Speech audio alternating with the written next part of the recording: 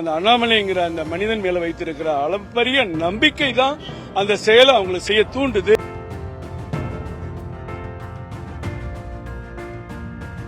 நம்மை ஆள்கிறவர்கள் டெல்லியில இருக்கக்கூடாதுன்னு சொன்னா அதுக்கு அர்த்தம் நம்மை ஆள்கிறவர்கள் டெல்லியில இருக்கக்கூடாதுன்னு சொன்னா அதுக்கு அர்த்தம் யாரும் தப்பா புரிஞ்சிக்க கூடாது. நம்மை ஆளுகிறவர்கள்லாம் நம்மை ஆளுமைனா என்ன, நம்ம தமிழ்நாட்டுக்கு தேவை என்னன்னு முடிவு செய்யறது டெல்லியில் இருக்கக்கூடாது. தமிழ்நாட்டில் எந்த திட்டத்தை செயல்படுத்தணும் அப்படின்னு நினைக்கிறவங்க டெல்லியில் இருக்கக்கூடாது. தமிழ்நாட்டின் மீது தமிழக மக்களுடைய அக்கறை உள்ளவர்கள் தான் அதை முடிவு செய்ய முடியும். இப்ப மேகதாதுல யாராவது வெளிப்படையான கருத்தை மத்தியில் சொல்ல முடியுமா? ஆனா நம்ம பேச முடியும், நம்ம சொல்ல முடியும். 600 எம்பிபிஎஸ் சீட்டு குறைஞ்சு போச்சுன்னு திரு அண்ணாமலை அவர்கள் முதல்ல அறிக்கை கொடுத்தாங்க. 9வது 10வதுல இந்த வருஷமே நீங்க மும்மொழி திட்டத்தை கொண்டு வராதீங்கன்னா அண்ணாமலை தான் முதல் அறிக்கை கொடுத்தாரு. ஆளுங்கட்சியோ எதிர்கட்சிகள் கூட அதை பத்தி பேசல. அப்ப நமக்கு என்ன தேவைங்கிறத நம்ம தமிழ்நாட்டில் உட்கார்ந்து பேசணும், சிந்திக்கணும். டெல்லியில இருந்து முடிவு பண்ணா அது எதிரான கருத்துக்களை சூழ்நிலையை தான் உருவாக்கும் தான் தலைவர் சொல்றாரு. தவறான நோக்கத்தில் சொல்ல. என் குடும்பத்துக்கு என்ன தேவைன்னு எனக்கு தானே தெரியும்.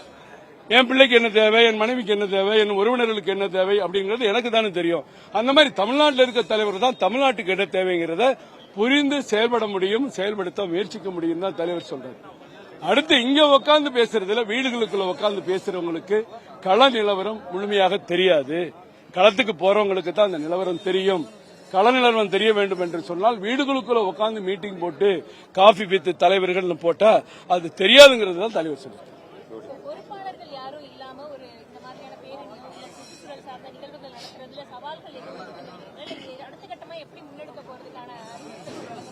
இல்ல, சவால்கள் நிச்சயமா இருக்கு. சவால்கள் இருக்கு. ஒவ்வொரு வேலைகளுக்கும் பணிகளுக்கும் என்ன ரெஸ்பான்சிபிலிட்டின்னு நமக்கு தெரியாது. ஆனா இயல்பாவே அது நடக்குது. இயல்பாவே அது பாராட்டத்தக்க வகையில நடக்குது.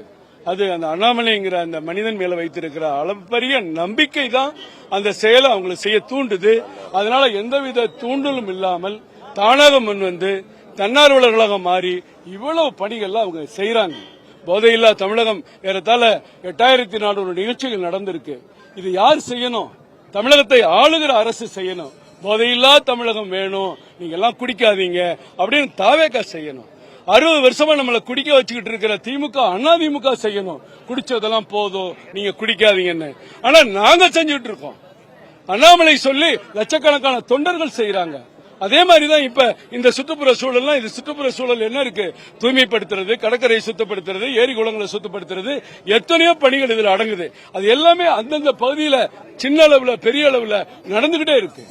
அடுத்த மாதம் பெண்களுக்கான முன்னேற்றத்திற்கான எல்லா அளவுக்கான பெண்கள், அது பள்ளி மாணவிகள் இருந்து குடும்ப பெண்கள் வரைக்கும் என்னென்ன முன்னேற்ற திட்டங்கள் அவங்களுக்கு வேணும், திட்டங்கள் போய் சேரணும், புதிய திட்டங்கள் என்ன கொண்டு வரணும், அவங்களுக்கு என்ன கிடைக்கல, அதை அடுத்த மாசம் செய்ய போறோம். அதுக்கு அடுத்த மாசம் இளைஞர்களுக்கான மாசம்னு தலைவர் ஒன்னொன்னையும் சமூக அக்கறையோடு திட்டமிட்டு செய்யறாரு. அந்த செயல்பாடு எல்லா தொண்டர்களுக்கும் பிடிச்சிருக்கு. தொண்டர்கள் எண்ணிக்கையும் அதிகமாயிட்டு இருக்கு, செயல்பாடுகளும் அதிகமாயிட்டு.